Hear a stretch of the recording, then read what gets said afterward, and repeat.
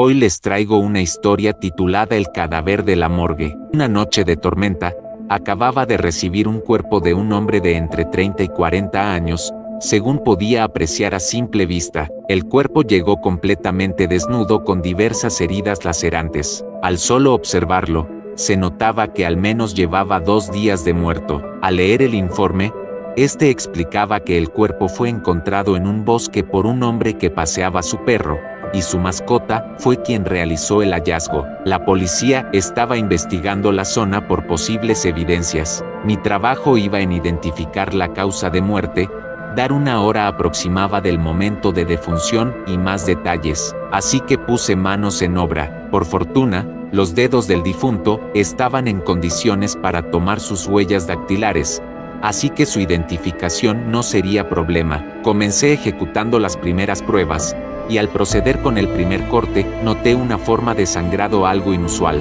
De la manera en que su sangre brotaba, deberían de haber pasado pocas horas de su muerte, y eso contradecía el estado de su piel y la hora en que lo encontraron.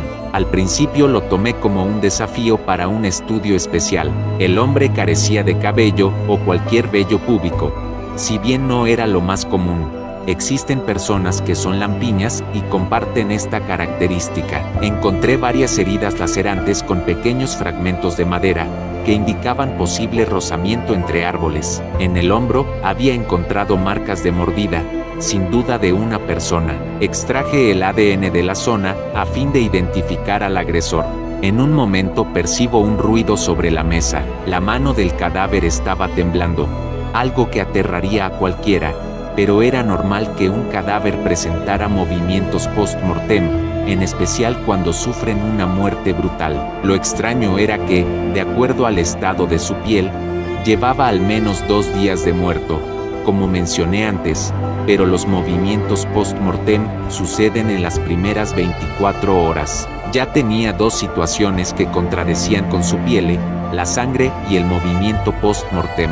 Estudié la posibilidad de que su piel sufriera antes de morir, pero para ello debería de realizar más estudios. Me dispuse a abrir su abdomen para examinar sus órganos, y ahí fue donde empezó todo. El cadáver no tenía ombligo. Mi mente se nubló de todo. Era la primera y única vez que presenciaba un abdomen sin ombligo. Claro que hubo casos donde en apariencia no había ombligo por operaciones quirúrgicas, pero esto era distinto. Al pasar mi mano sobre la zona, era evidente que el ombligo nunca existió. Todo se volvía extraño. Después de 25 años de carrera, me encontré con algo fuera de lo normal. En ese momento, recordé algunas novelas de terror que había leído en el pasado, y la ausencia de un ombligo era debido a que el ser humano no nació de un parto, sino que era un clon o creado de forma artificial. Eran las 2 de la mañana. Aún así, creí que esta situación merecía ser vista por alguien más antes de continuar. Dejé el cuerpo sobre la mesa, me llevé los datos que tenía y llamé a un colega sin importar la hora. Al principio se mostró furioso conmigo por la hora en que lo llamé, pero cuando le conté la situación, estaba emocionado por verlo en persona. Al girarme, noté un detalle. Recordaba que su rostro miraba hacia arriba, pero en ese momento miraba hacia un costado. Su cabeza comenzó a temblar. Hasta ahí solo observaba esperando a que finalice. Consideraba que se trataba de los movimientos post-mortem. Luego, el cuerpo exhaló. Fue inevitable asustarme, aunque se dan casos donde los pulmones contengan aire dentro y luego de ciertos procesos químicos de descomposición, este escape, pero jamás lo había visto de esa manera tan vívida. Me acerqué al cuerpo para continuar examinándolo. Al tocarlo, me llevé un susto más fuerte. Tenía temperatura. El cuerpo de un cadáver, luego de 2 horas, pierde su temperatura corporal normal, que es 36 a 37 grados, y pasa a temperatura ambiente, algo que al tacto se siente frío. Pero esto era extraño.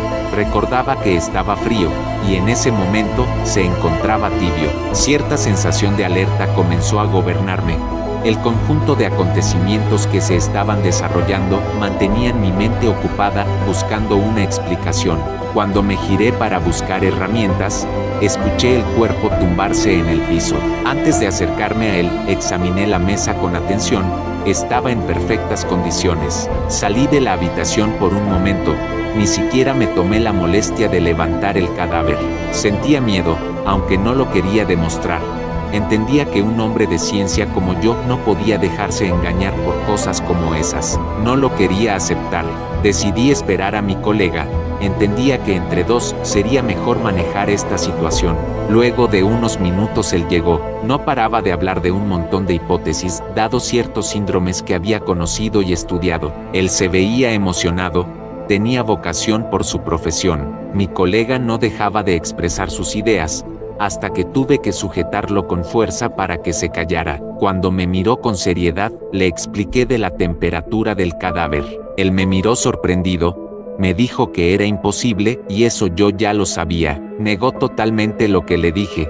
Quería ver el cadáver. Antes de llegar, le expliqué que el cadáver cayó por sí solo de la mesa, pero él contestó que seguramente lo choqué sin querer.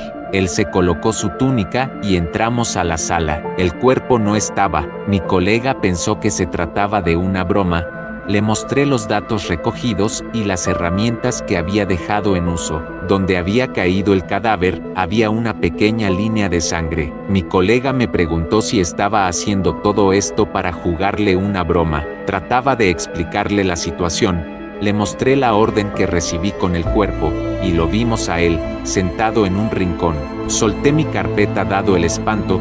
Mi colega rió asegurando que era una broma, pero creo que algo en mi expresión le hizo entender que no. Él me hablaba y yo no lograba reaccionar.